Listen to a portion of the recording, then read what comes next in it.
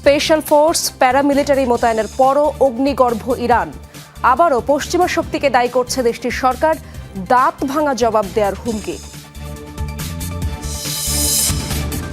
মার্কিন হামলায় ভেনেজুয়েলায় নিহত 100 জানালো কারাকাস। দায়িত্বে অবহেলার অভিযোগে মাদুরোর সুরক্ষায় থাকা বাহিনীর প্রধান বরখাস্ত।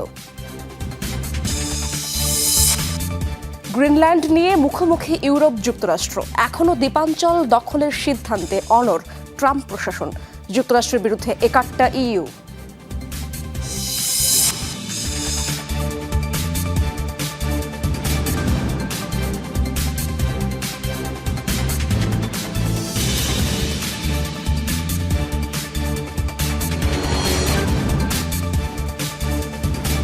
দর্শক, এতক্ষণ শিরোনামগুলো দেখছিলেন। পুরো সময় জুড়ে আপনাদের সাথে থাকবো আমি ইশরাত জাহান।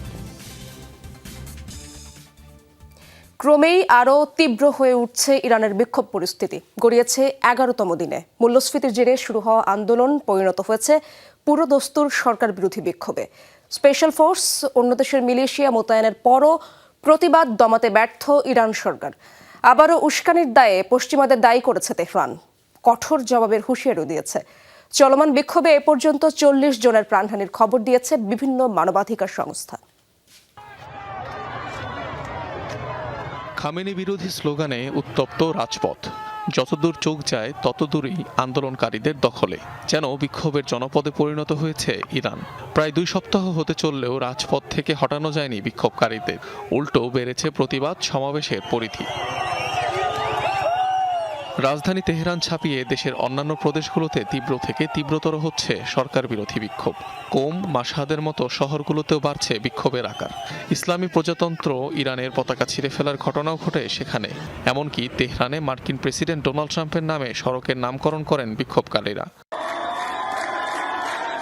সকল দাবি মেনে নেওয়া সহ ভাতা দেওয়ার ঘোষণার পরও যখন বিক্ষোভকারীদের টলাতে অক্ষম ইরান সরকার, তখন আবারও যুক্তরাষ্ট্র ও ইসরায়েলের বিরুদ্ধে উস্কানির অভিযোগ তুলেছে দেশটি। ইরানি জাতির সাথে মার্কিন প্রেসিডেন্ট ও ইসরায়েলের প্রধানমন্ত্রীর শত্রুতা নিয়ে কোনো সন্দেহ নেই। তারা নিজেরাই আমাদের অভ্যন্তরীণ বিষয়ে হস্তক্ষেপের কথা স্বীকার করে এ নিয়ে টুইট করে। তারা 6-7 মাস আগে কমান্ডার, সেনা, বিজ্ঞানী, শিশু ও নারীসহ 1000-এর বেশি ইরানিকে শহীদ করেছে। এমন পরিস্থিতিতে বিক্ষোভ দমনে আরও কঠোর হচ্ছে প্রশাসন। বেশ কয়েক জায়গায় আন্দোলনকারীদের উপর গুলিবর্ষণ করে নিরাপত্তা কর্মীরা। জবাবে সরকারি একাধিক বাসভবনে আগুন দেয় বিক্ষুব্ধ জনতা। যারা ইহুদিবাদী শাসক ও যুক্তরাষ্ট্রের মতো অপরাধী রাষ্ট্রের কথা শুনে দাঙ্গায় অংশ নিচ্ছে, সমর্থন ও সহায়তা দিচ্ছে, তাদের অবস্থান স্পষ্ট ও স্বচ্ছ হয়ে উঠেছে। তাদের আর কোনো অজুহাত থাকতে পারে না। তারা এখন ইরানের শত্রুদের সাথে কাজ করছে। বিক্ষোভকারীদের উপর সহিংসতা ঘিরে দেশজুড়ে আন্দোলন ও ধর্মঘটের ডাক দিয়েছে ইরানের বালুচ লিবারেশন পার্টি সহ বেশ কয়েকটি রাজনৈতিক দল। গেল মাসের শেষ দিকে শুরু হওয়া বিক্ষোভে নাশকতার অভিযোগে এ পর্যন্ত 2000-এরও বেশি মানুষকে আটক করেছে ইরানি কর্তৃপক্ষ। অনিক রহমান, যমুনা নিউজ। ভেনেজুয়েলায় অভিযানের সময় মার্কিন বাহিনীর হামলায় 100 জন নিহত হয়েছে বলে জানিয়েছে দেশটির স্বরাষ্ট্রমন্ত্রী দিয়াসদাদো কাবেলো। বুধবার বিবৃতিতে একথা জানান ভেনেজুয়েলার স্বরাষ্ট্রমন্ত্রী। গেল শনিবার কারাকাসে অভিযান চালায় মার্কিন ডেল্টা ফোর্স। আটক করে তুলে নেওয়া যাওয়া হয় প্রেসিডেন্ট মাদুরো এবং তার স্ত্রীকে। এই ঘটনার পর প্রথমবারের মতো হতাহতের সংখ্যা প্রকাশ করল ভেনেজুয়েলা প্রশাসন। তবে এর আগেই ভেনেজুয়েলার সামরিক বাহিনী তাদের পক্ষ থেকে হতাহতের এই তালিকা প্রকাশ করে, যাতে 23 সেনা সদস্য নিহতের কথা জানানো হয়। ভেনেজুয়েলার এই মার্কিন হামলায় নিহতদের মধ্যে 32 জন কিউবার নাগরিক ছিলেন বলে নিশ্চিত করেছে হাভানা। মিত্র ভেনেজুয়েলা সরকারের অনুরোধে দেশটিতে মিশনে গিয়েছিল তারা।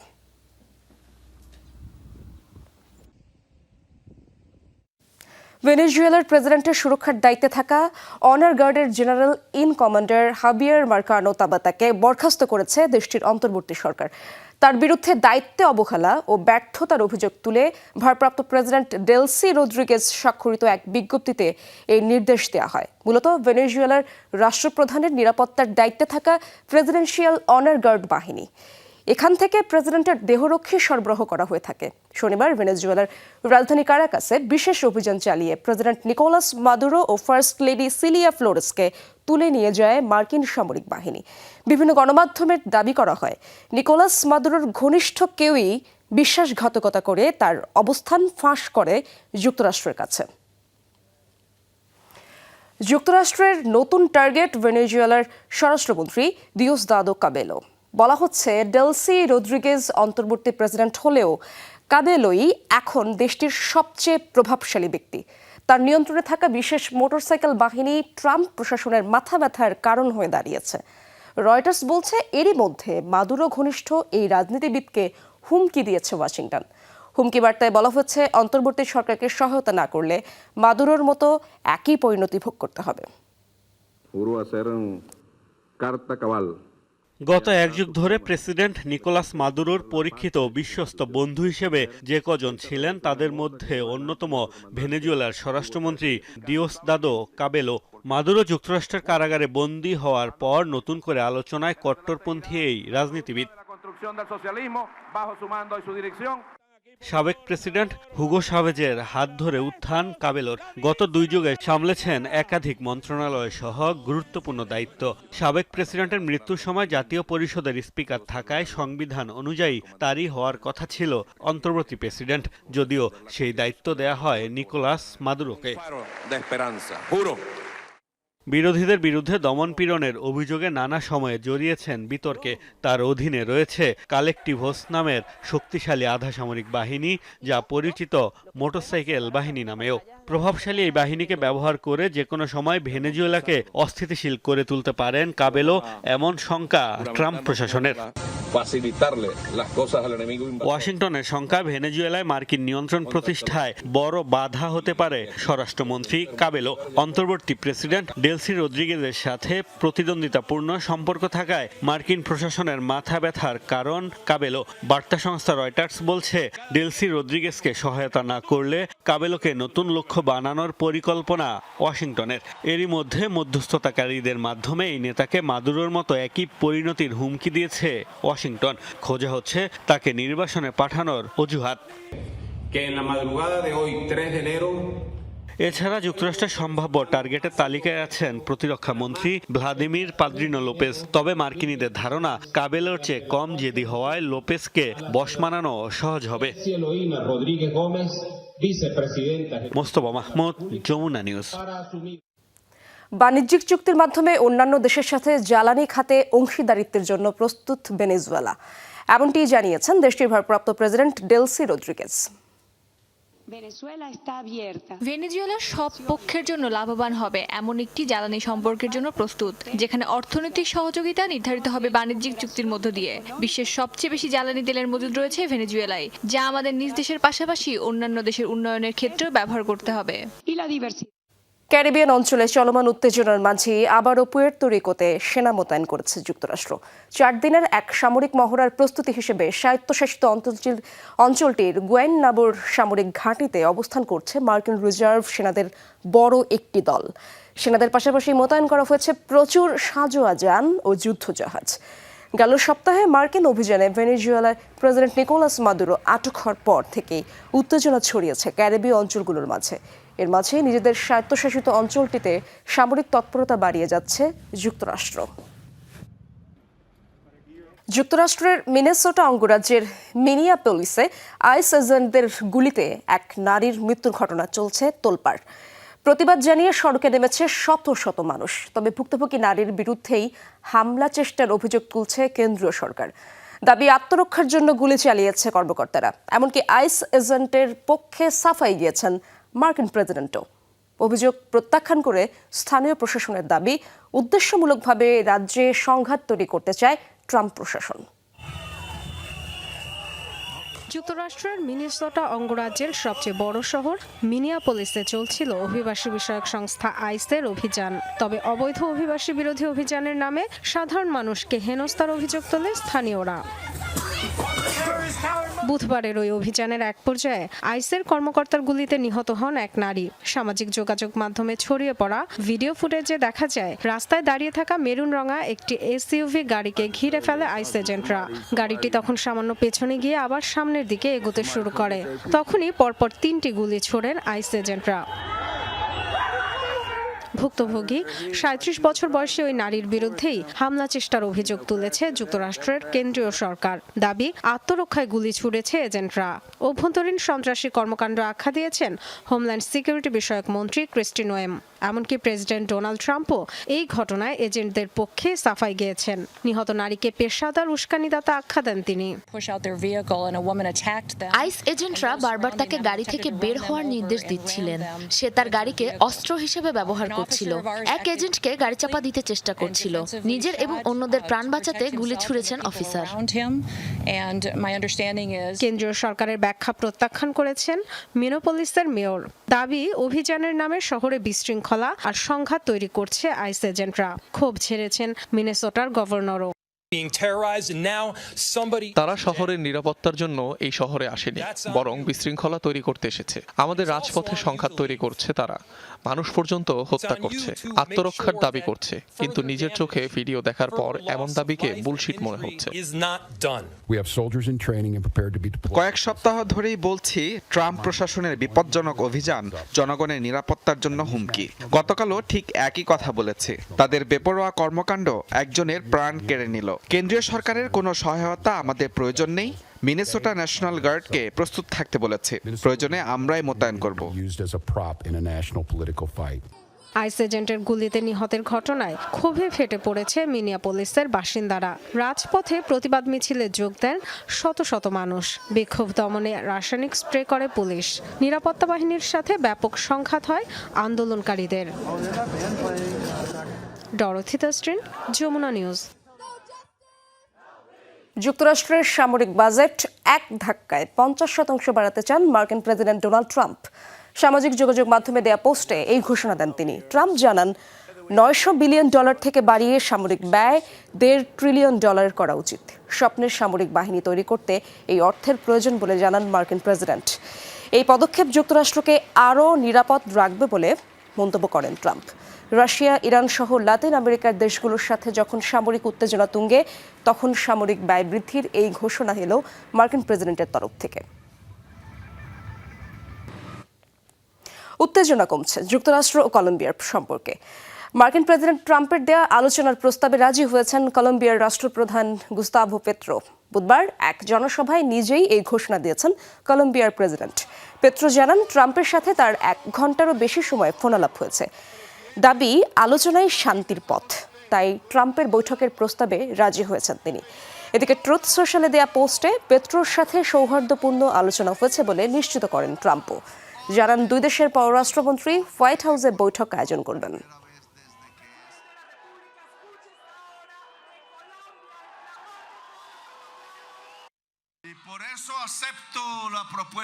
তিনি প্রেসিডেন্ট হওয়ার পর এই প্রথম তার সাথে ফোনালাপ হয়েছে। এটা 1 ঘন্টার বেশি স্থায়ী ছিল। সংলাপের মাধ্যমে শান্তি প্রতিষ্ঠা সম্ভব। সে কারণে আমি প্রেসিডেন্ট ট্রাম্পের আলোচনার প্রস্তাব গ্রহণ করেছি। দেখা যাক এর ফলাফল কি হয়। গ্রিনল্যান্ড নিয়ে মুখোমুখি ইউরোপ ও যুক্তরাষ্ট্র। এখনও দ্বীপটি দখলের সিদ্ধান্তে অনড় ওয়াশিংটন। ডেনমার্কের মালিকানাধীন আধা স্বায়ত্তশাসিত অঞ্চল কিনতে তৎপরতা চালাচ্ছে ট্রাম্প প্রশাসন। হোয়াইট হাউস জানিয়েছে, কূটনৈতিক উপায়ে সফল না হলে বিবেচনায় আছে অন্য উপায়ও। এদিকে এই ইস্যুতে যুক্তরাষ্ট্রের বিরুদ্ধে একাট্টা ইউরোপ। তাদের দাবি, গ্রিনল্যান্ডের ভবিষ্যৎ নির্ধারণের অধিকার কেবল ডেনমার্ক ও গ্রিনল্যান্ডের জনগণের।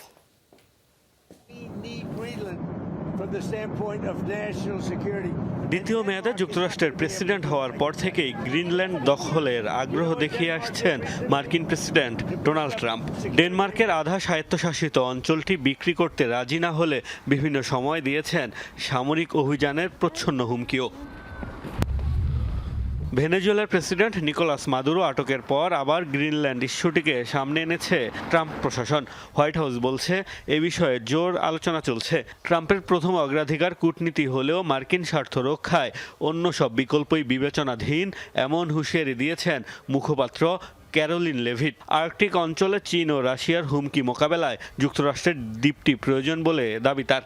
The acquisition of Greenland by the United States. Trump খুবই খোলামেলা ও স্পষ্টভাবে বলেছেন, আর্কটিক অঞ্চলে রাশিয়া এবং চীনের আগ্রাসন রোধ করার জন্য এটাই সর্বোত্তম সিদ্ধান্ত। যুক্তরাষ্ট্রের স্বার্থ রক্ষার ক্ষেত্রে ট্রাম্পের টেবিলে সব বিকল্পই রয়েছে, তবে অবশ্য ট্রাম্পের প্রথম অপশন কূটনীতি। To deter Russian তবে গ্রিনল্যান্ড নিয়ে ট্রাম্পের অভিপ্রায়ের বিপরীতে ইউরোপ সার্বভৌমত্বের প্রশ্নে ডেনমার্ককে পূর্ণ সমর্থন দিয়েছে ইউরোপের বেশিরভাগ দেশ। গ্রিনল্যান্ড নিয়ে আমাদের অবস্থান স্পষ্ট। গ্রিনল্যান্ড অবশ্যই তার জনগণের, কাজেই ডেনমার্ক ও গ্রিনল্যান্ডকে উপেক্ষা করে তাদের নিয়ে কোনো সিদ্ধান্ত নেওয়া যাবে না। তাদের প্রতি ইউরোপিয়ান ইউনিয়নের পূর্ণ সমর্থন রয়েছে। এই উত্তেজনার মধ্যে আগামী সপ্তাহে ডেনমার্কের প্রধানমন্ত্রীর সাথে বৈঠকের ঘোষণা দিয়েছেন যুক্তরাষ্ট্রের পররাষ্ট্রমন্ত্রী মার্কো রুবিও। বৈঠকে তিনি কি প্রস্তাব দেন সেদিকে তাকিয়ে আন্তর্জাতিক বিশ্লেষকরা। নিজেদের নিরাপত্তার জন্য গ্রিনল্যান্ডকে কৌশলগতভাবে গুরুত্বপূর্ণ বিবেচনা করে যুক্তরাষ্ট্র। 1951 সালে ডেনমার্ক এবং যুক্তরাষ্ট্রের মধ্যকার চুক্তি অনুযায়ী দ্বীপটিতে সামরিক ঘাঁটিও স্থাপন করে ওয়াশিংটন। মোস্তফা মাহমুদ, যমুনা নিউজ। রাশিয়ার তেলবাহী ট্যাঙ্কার জব্দের পরপরই পানামার পতাকাবাহী আরও একটি তেলের ট্যাঙ্কার জব্দ করেছে যুক্তরাষ্ট্র। বুধবার লাতিন আমেরিকান জলসীমায় এমটি সোফিয়া নামের জাহাজটিতে অভিযান চালায় মার্কিন সামরিক বাহিনী। ঘটনাটির একটি ভিডিও প্রকাশ করেছে মার্কিন সাউদার্ন কমান্ড। ওয়াশিংটনের দাবি, ভেনেজুয়েলার সাথে সম্পৃক্ত নৌযানটি ডার্ক ফ্লিটের অংশ, যা আন্তর্জাতিক নিষেধাজ্ঞা এড়িয়ে তেল পরিবহন করে। ট্যাঙ্কারটির মালিকানার স্পষ্ট তথ্যও নেই বলে অভিযোগ তোলে যুক্তরাষ্ট্র। এর কিছুক্ষণ আগেই উত্তর আটলান্টিক মহাসাগরে রুশ পতাকাবাহী একটি তেলের ট্যাঙ্কার জব্দ করে দেশটি। সম্প্রতি ভেনেজুয়েলা সংশ্লিষ্ট সকল তেল রপ্তানি আমদানি কার্যক্রমের উপর পূর্ণ অবরোধের ঘোষণা জারি করেন মার্কিন প্রেসিডেন্ট ডোনাল্ড ট্রাম্প। আটলান্টিক সাগরে রুশ পতাকাবাহী ট্যাঙ্কার জব্দের ঘটনায় মার্কিন যুক্তরাষ্ট্রের প্রতি ক্ষোভ প্রকাশ করেছে মস্কো। ওয়াশিংটনের বিরুদ্ধে জাতিসংঘের সমুদ্র বিষয়ক চুক্তি লঙ্ঘনের অভিযোগ তুলে পরিস্থিতি নিবিড়ভাবে পর্যবেক্ষণ করা হচ্ছে বলে জানিয়েছে প্রশাসন। মার্কিন সেনারা জাহাজটির দখল নেয়ার পর থেকেই এর সাথে আমাদের সমস্ত যোগাযোগ বিচ্ছিন্ন হয়ে গেছে। জাতিসংঘের আইন অনুযায়ী গভীর সমুদ্রে যে কোনো দেশের জাহাজ চলাচলের পূর্ণ স্বাধীনতা রয়েছে। এতে কোনোভাবেই হস্তক্ষেপ করতে পারে না যুক্তরাষ্ট্র। তাদের এই পদক্ষেপ আন্তর্জাতিক আইনের লঙ্ঘন। এই ঘটনা নিবিড়ভাবে পর্যবেক্ষণ করছে মস্কো। ওয়াশিংটন মস্কোর মধ্যকার পরমাণু অস্ত্র নিয়ন্ত্রণ চুক্তির মেয়াদ আরও 1 বছর বাড়াতে প্রস্তুত রুশ প্রেসিডেন্ট ভ্লাদিমির পুতিন। পারমাণবিক অস্ত্রের বিস্তার রোধে সোমবার এই চুক্তি বিষয়ে ট্রাম্পের সাথে আলোচনায় বসার ইচ্ছা প্রকাশ করেন তিনি। জানান, মার্কিন প্রেসিডেন্টের প্রতিক্রিয়ার উপর নির্ভর করবে এই মেয়াদ বৃদ্ধির সিদ্ধান্ত। কৌশলগত পারমাণবিক অস্ত্র নিক্ষেপণের সংখ্যা নিয়ন্ত্রণে রাখতেই নিউ স্টার্ট নামের চুক্তিটি চলমান দুই দেশের মাঝে। পরমাণু অস্ত্র ছাড়াও এর মাধ্যমে নিয়ন্ত্রিত হয় ভূমি ও সাবমেরিন থেকে নিক্ষেপণযোগ্য মিসাইল এবং বোমারু বিমান। আগামী ফেব্রুয়ারিতে শেষ হতে যাচ্ছে এই চুক্তির মেয়াদ। অন্যদিকে চীনকে অন্তর্ভুক্ত করে নতুন আরেকটি পারমাণবিক চুক্তি বিষয়ে আগ্রহ প্রকাশ করেছেন ট্রাম্প। যুক্তরাষ্ট্রের পাশে ন্যাটো সদস্যরা না থাকলেও সামরিক জোটের সাথেই থাকবে ওয়াশিংটন। ট্রুথ সোশ্যালে দেয়া পোস্টে এমন বার্তা দিয়েছেন মার্কিন প্রেসিডেন্ট ডোনাল্ড ট্রাম্প। দাবি করেন, যুক্তরাষ্ট্র সদস্য হওয়ার কারণেই কেবল এই জোটকে ভয় পায় রাশিয়া ও চীন। ট্রাম্প সম্পৃক্ত না হলে রাশিয়া পুরো ইউক্রেন দখল করে নিত বলেন এমন কথাও। মার্কিন প্রেসিডেন্টের দাবি, একাই 8টি যুদ্ধ বন্ধ করেছেন তিনি, অথচ ন্যাটো সদস্য নরওয়ে বোকার মতো তাকে নোবেল পুরস্কার দেয়নি। যুক্তরাষ্ট্রের প্রয়োজনে ন্যাটো কখনো পাশে থাকবে কিনা তা নিয়ে সন্দেহ প্রকাশ করেন তিনি। সম্প্রতি ট্রাম্পের গ্রিনল্যান্ড দখলের আকাঙ্ক্ষা ঘিরে উত্তেজনা ছড়িয়েছে ন্যাটোর সদস্য ডেনমার্কের সাথে। দেশটিকে সমর্থন দিচ্ছে অন্যান্য ইউরোপীয় দেশগুলো। ইসরায়েল সীমান্তে ফিরতে শুরু করেছে লেবাননের হিজবুল্লাহ যোদ্ধারা। সীমান্ত জুড়ে নতুন করে মোতায়েন করা হচ্ছে রকেট ও কৌশলগত অস্ত্র। গোপন সূত্রের বরাতে এমন তথ্য জানিয়েছে আন্তর্জাতিক সংবাদ মাধ্যম মিডল ইস্ট মনিটর। প্রতিবেদনে দাবি করা হয়, গেল কয়েকদিন ধরেই গোপনে ইসরায়েল লেবানন সীমান্তে তৎপরতা চালাচ্ছে হিজবুল্লাহ। ধারণা করা হচ্ছে ইসরায়েলের সাথে সম্ভাব্য সংঘাতের শঙ্কাতেই এমন পদক্ষেপ নিয়েছে সশস্ত্র গোষ্ঠীটি। সূত্রের বরাত দিয়ে সংবাদ মাধ্যমটি আরও দাবি করে, সাম্প্রতিক যুক্তরাষ্ট্র সফরে মার্কিন প্রেসিডেন্টের কাছ থেকে লেবাননে বড় পরিসরে হামলা চালানোর অনুমতি পেয়েছেন ইসরায়েলি প্রধানমন্ত্রী বেনিয়ামিন নেতানিয়াহু। চলমান যুদ্ধবিরতি চুক্তি উপেক্ষা করে প্রায়শই লেবাননে হামলা চালায় ইসরায়েলি বাহিনী। ইয়েমেন থেকে সংযুক্ত আরব আমিরাতে পালিয়েছেন বিচ্ছিন্নতাবাদী গোষ্ঠী এসটিসির প্রধান আল জুবাইদি। রুট হিসেবে সোমালিল্যান্ড ব্যবহার করে দেশটিতে আশ্রয় নেন তিনি। বৃহস্পতিবার এক বিবৃতিতে তথ্যটি জানায় এসটিসি। বলা হয়, বুধবার ইয়েমেনের এডেন থেকে একটি নৌযানে করে সোমালিল্যান্ডের বারবারা বন্দরে পৌঁছান আল জুবাইদি। সেখান থেকে গোষ্ঠীটির অন্যান্য সিনিয়র নেতৃবৃন্দের সঙ্গে প্লেনে করে সোমালিয়ার রাজধানী মোগাদিসুতে যান তারা। পরে ট্রান্সপন্ডার বন্ধ রেখে আবুধাবির আল রিফ সামরিক বিমানবন্দরে পৌঁছায় আল জুবাইদি বহনকারী প্লেনটি। এর আগে রিয়াদের সংঘাত বন্ধে প্রতিপক্ষ ইয়েমেনের সরকার বাহিনীর সঙ্গে আলোচনায় অংশ নেওয়ার কথা ছিল এসটিসি প্রধানের। তা না করেই আত্মগোপনে চলে যান আমিরাত মদতপুষ্ট গোষ্ঠীটির নেতা। যুক্তরাষ্ট্রের ইউটাহ অঙ্গরাজ্যে বন্দুক হামলায় নিহত হয়েছে অন্তত 2 জন, গুরুতর আহত কমপক্ষে 6 জন। রাজ্যটির সল্টলেক সিটির একটি চার্চের বাইরে বুধবার হয় এই গোলাগুলির ঘটনা। গুলি লেগে ঘটনাস্থলে মৃত্যু হয় 2 জনের। আহতদের মাঝে আশঙ্কাজনক অবস্থায় রয়েছে অন্তত 3 জন। গোলাগুলির পর পালিয়ে যেতে সক্ষম হয় দুর্বৃত্তরা। ঘটনাস্থল কড়া নিরাপত্তা চাদরে ঢেকে দিয়েছে পুলিশ। হামলার সাথে জড়িতদের আটকে চলছে তৎপরতা। এরই মাঝে বন্ধ ঘোষণা করা হয়েছে চার্চটি। আশপাশের বাসিন্দাদের এলাকাটি এড়িয়ে চলার নির্দেশ দিয়েছে নিরাপত্তা বাহিনী। দর্শক, এই ছিল যমুনা আইরিসকে। এতক্ষণ যারা সঙ্গে ছিলেন সবাইকে ধন্যবাদ।